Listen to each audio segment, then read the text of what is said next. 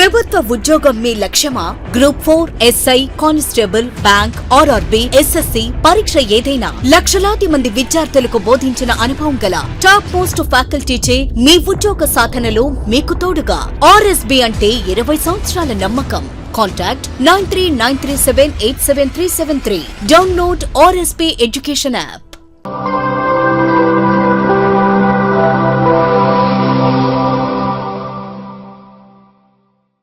Hi friends, త్వరలోనే AP group 2 సంబంధించిన notification రాబోతుంది.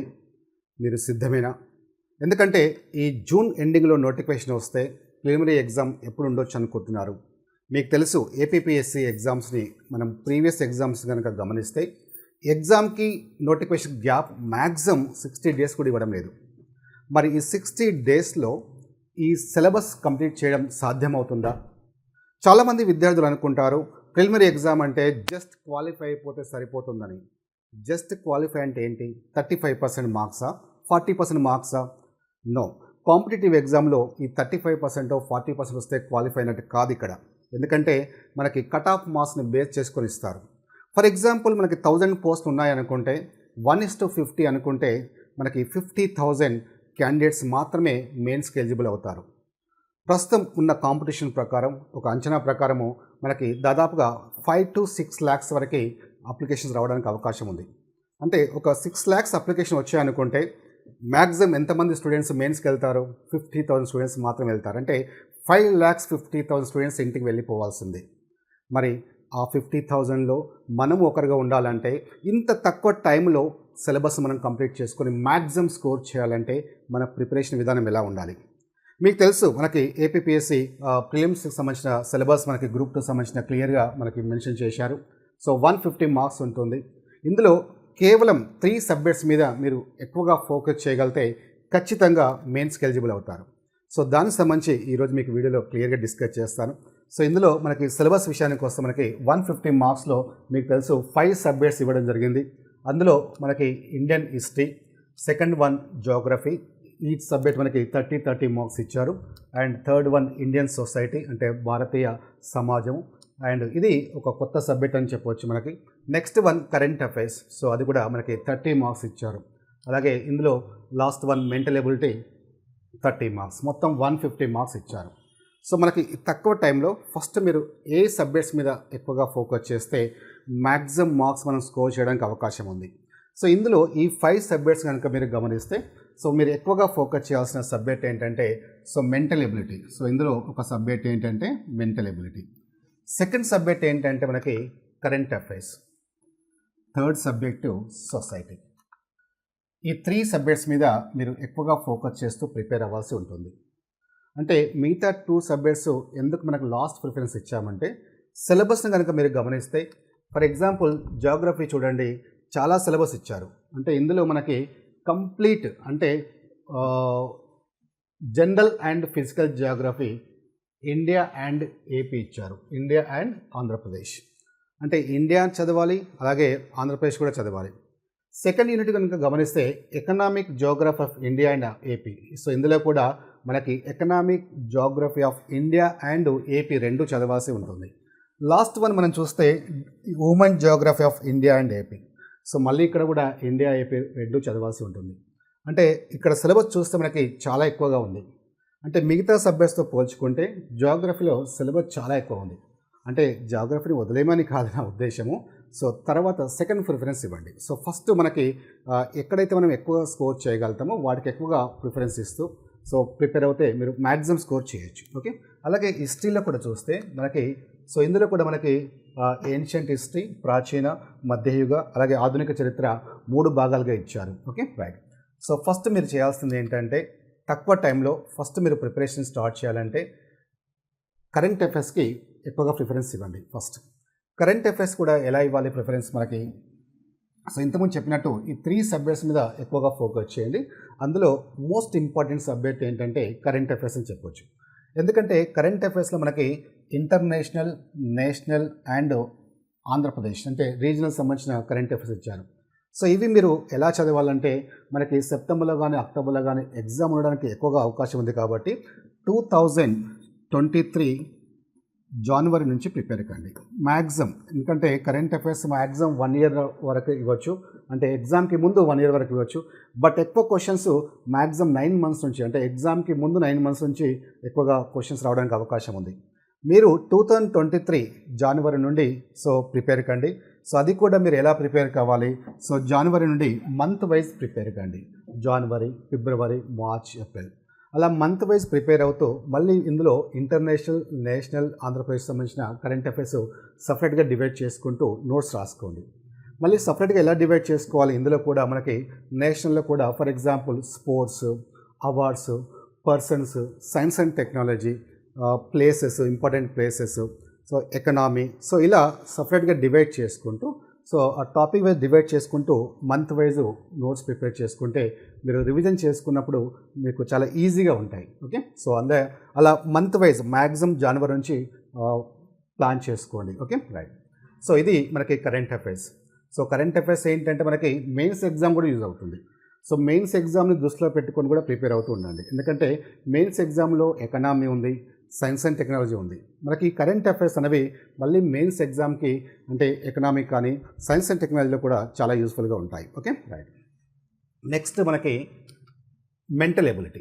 సో మెంటల్ ఎబిలిటీ చాలామంది ఎస్పెషల్లీ నాన్ మ్యాథ్స్ స్టూడెంట్స్ అంటే కొంచెం ఫియర్ అవుతారు. అంటే మెంటల్ ఎబిలిటీ అంటే క్యాలిక్యులేషన్స్ ఉంటాయి, నాది మ్యాథ్స్ బ్యాక్గ్రౌండ్ కాదు, నేను స్కోర్ చేయలేనేమో అని చాలామంది భయపడుతుంటారు, ఆ సెక్షన్ని వదిలేయడానికి ప్రయత్నిస్తుంటారు.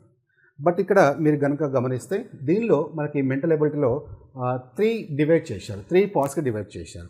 ఇందులో ఫస్ట్ పార్ట్ రీజనింగ్ సంబంధించి ఇచ్చారు, అంటే సెకండ్ పార్ట్ కూడా రీజనింగే.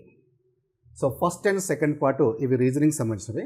కాకపోతే ఫస్ట్ పార్ట్ ఏంటంటే మనకి లాజికల్ రీజనింగ్. సో ఈ మధ్య కాలంలో మనం కనుక గమనిస్తే ప్రీవియస్ ఎగ్జామ్స్ కనుక గమనిస్తే ఈ రీజనింగ్లో లాజికల్ రీజనింగ్ మీద ఎక్కువగా క్వశ్చన్స్ ఇస్తున్నారు. సో లాజికల్ రీజనింగ్ అంటే ఏంటి, స్టేట్మెంట్స్, అజంప్షన్స్, అంటే కొన్ని స్టేట్మెంట్స్ ఇచ్చి దానికి సంబంధించిన అజంప్షన్స్ ఇస్తారు, లేదా ఆర్గ్యుమెంట్స్ ఇస్తారు, కోర్స్ ఆఫ్ యాక్షన్, సో ఇలా కన్క్లూజన్స్ కావచ్చు. వీటినన్నింటిని మనకి లాజికల్ రీజనింగ్ కింద తీసుకోవచ్చు. అంటే ఎందుకు ఇలా వెయిటేజ్ ఇస్తున్నారు ఈ మధ్యకాలంలో అంటే ఒక పర్టికులర్ సిచ్యువేషన్లో ఆ క్యాండిడేట్ ఎలా రెస్పాండ్ అవుతున్నాడు అని తెలుసుకోవడానికి టెస్ట్ చేయడం కోసమే ఈ లాజికల్ రీజనింగ్ సంబంధించిన క్వశ్చన్స్ అనేవి ఎక్కువగా ఇవ్వడం జరుగుతుంది. అండ్ ఇందులో ఫర్ ఎగ్జాంపుల్ చూడండి, course of action. Course of action అంటే ఏంటి, it is administrative decision to be taken in a particular situation is called course of action.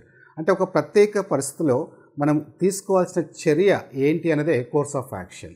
అంటే మనకి ఆర్గ్యుమెంట్ అనుకోండి, సో ఒక స్టేట్మెంట్కి మీ ఆర్గ్యుమెంట్ అది ఎంత, అంటే అక్కడ ఇచ్చిన ఆర్గ్యుమెంట్ ఎంతవరకు అది వ్యాలిడ్ ఆర్గ్యుమెంట్ అనేది మనము ఐడెంటిఫై చేయాల్సి ఉంటుంది.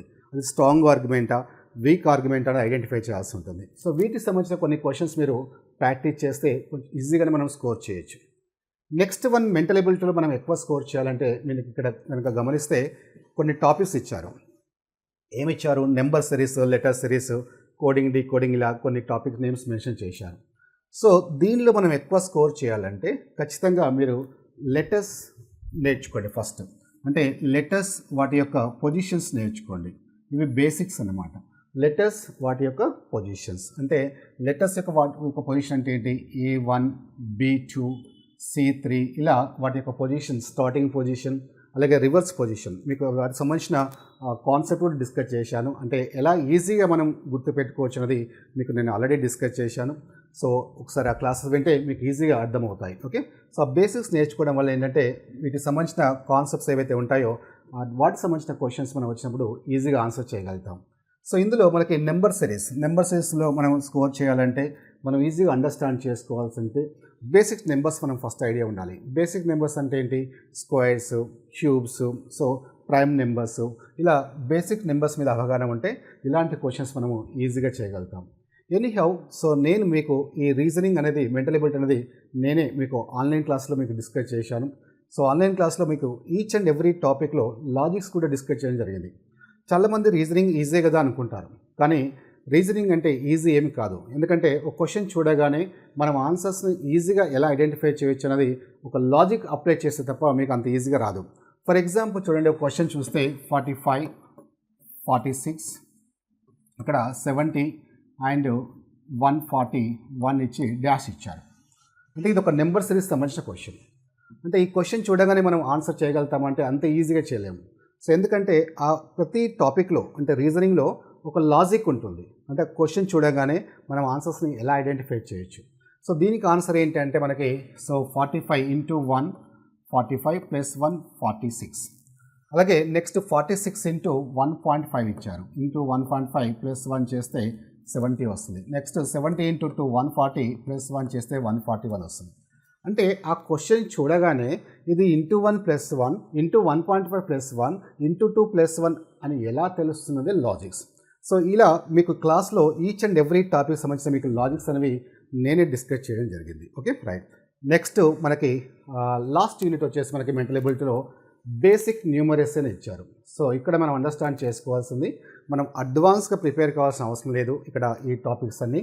సో బేసిక్ న్యూమరసీ అంటే మనకి బేసిక్ లెవెల్ లేదా మీడియం లెవెల్ క్వశ్చన్స్ వరకు మీరు ప్రాక్టీస్ చేయగలిగితే సరిపోతుంది.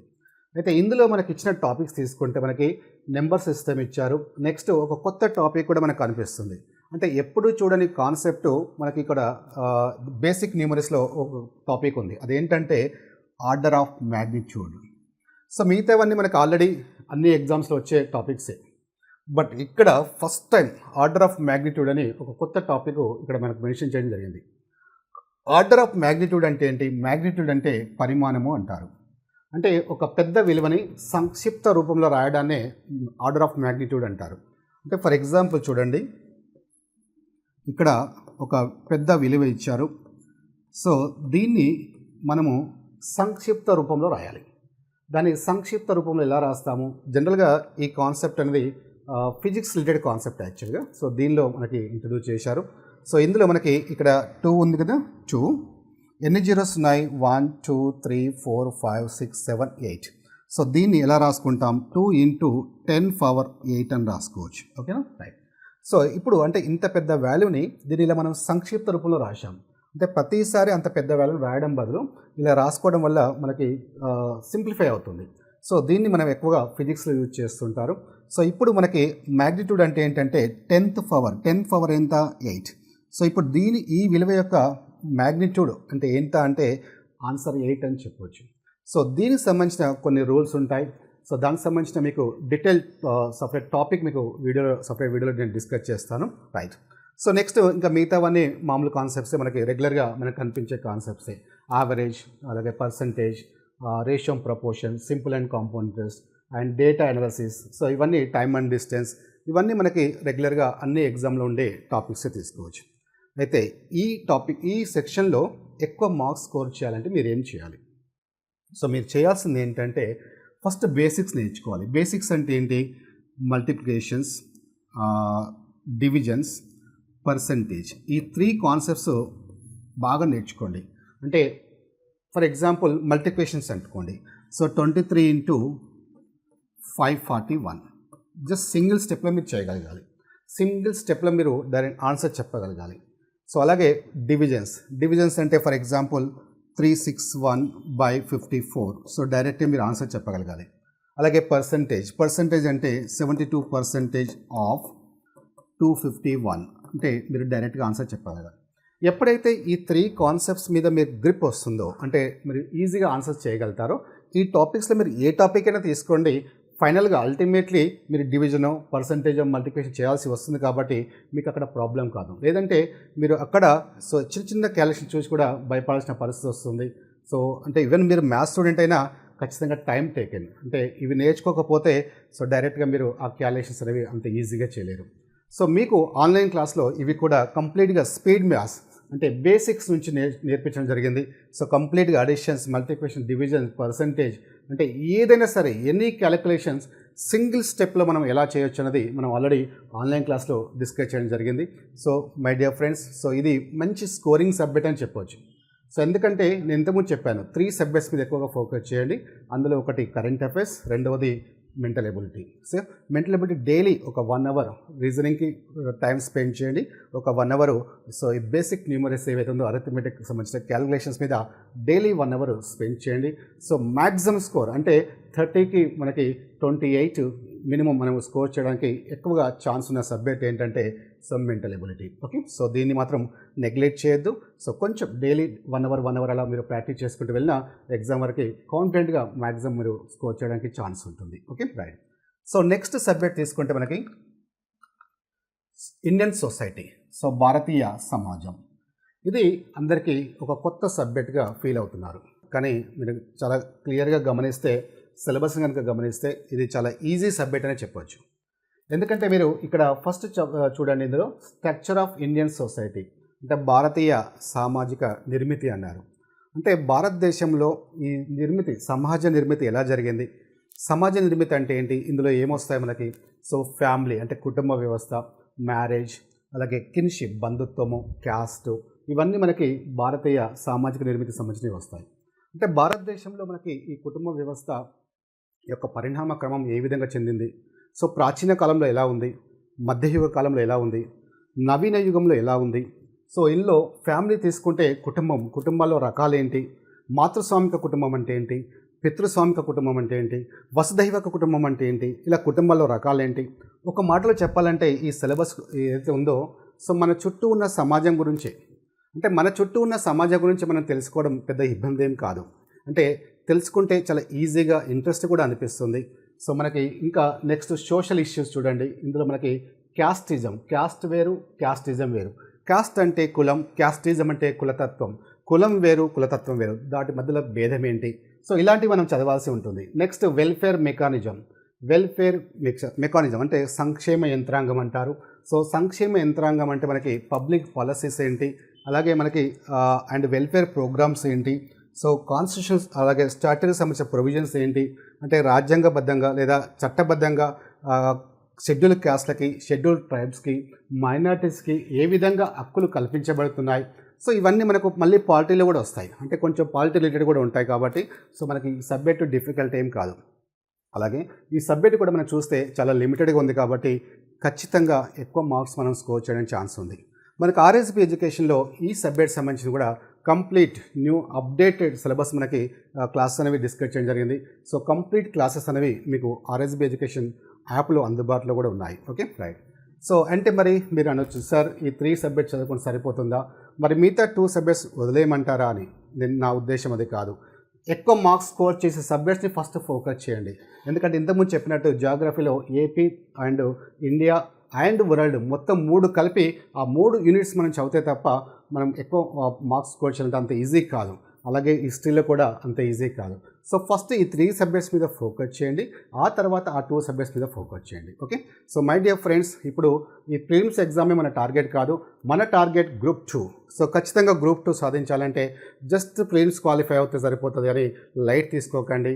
సో ఇప్పటి నుంచే ప్రిలిమ్స్తో పాటు మెయిన్స్ కూడా టార్గెట్ పెట్టండి. ఓకే, సో ప్రిలిమ్స్ ప్రిపేర్ అవుతూనే మెయిన్స్లో మనకి ఏ సిలబస్ ఉంది, సో మెయిన్స్లో మీకు తెలుసు సిలబస్ ఏంటో. మనకి ఎకనామీ మెయిన్ మనకి సబ్జెక్ట్ తీసుకుంటే ఎకనామీ ఉంది, అలాగే సైన్స్ అండ్ టెక్నాలజీ అది మోస్ట్ ఇంపార్టెంట్. ఎందుకంటే 75 మార్క్స్ మనకి సైన్స్ అండ్ టెక్నాలజీ ఇచ్చారు. సో సైమల్టేనియస్లీ అంటే ఇది చదువుతూనే మీరు వాటి మీద కూడా ఫోకస్ చేస్తూ ప్రిపేర్ అవుతే ఖచ్చితంగా గ్రూప్ 2 అనేది మీ జాబ్ మీరు ఏదైతే కోరుకుంటారో 100% మీ సొంతం అవుతుంది. సో ఇక ఆర్ఎస్బి ఎడ్యుకేషన్లో మీకు యాప్లో ఈ ఏపీ గ్రూప్ 2 సంబంధించిన కంప్లీట్ కోర్స్ మీకు అందుబాటులో ఉంది. సో ఇందులో మీకు కనుక గమనిస్తే కేవలం 1299 రూపీస్కే మీకు ఈ ఆఫర్లో ప్రొవైడ్ చేయడం జరుగుతుంది. అది కూడా 6 మంత్స్ వ్యాలిడిటీ ఉంటుంది. అండ్ ఇంకొక బంఫర్ ఆఫర్ ఏంటంటే మీకు ఈ 1299లోనే prelims and mains complete syllabus మీకు అందుబాటులో ఉంది. సో ఒక్కసారి ఆర్ఎస్బి ఎడ్యుకేషన్ యాప్ డౌన్లోడ్ చేసుకోండి, అందులో మీకు తెలుస్తుంది కంటెంట్ ఏముంది అని. సో కంప్లీట్ న్యూ సిలబస్ అయితే ఉంటుందో సో కంప్లీట్ క్లాస్ అనేవి మీకు అందుబాటులో ఉన్నాయి. సో కేవలం 1299 రూపీస్కి. అండ్ అదే కాకుండా ఈ ఫ్యాకల్టీ చాలా ఇంపార్టెంట్. అంటే ఎక్కడో దగ్గర ఆన్లైన్ క్లాస్ తీసుకుంటే మనకు తీసుకోవచ్చు, కానీ ఫ్యాకల్టీని మీరు అబ్జర్వ్ చేయండి.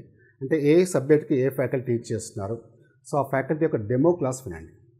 చాలామంది విద్యార్థులు ఆ డెమో క్లాస్ వినరు, ఏదో 1 క్లాస్ 2 క్లాస్ వింటారు, ఏదో ఒక బ్రాండ్ ఇన్స్టిట్యూట్ బాగుందేమో ఎవరు చెప్పారని తీసుకొని తర్వాత చాలా ఇబ్బంది పడుతుంటారు.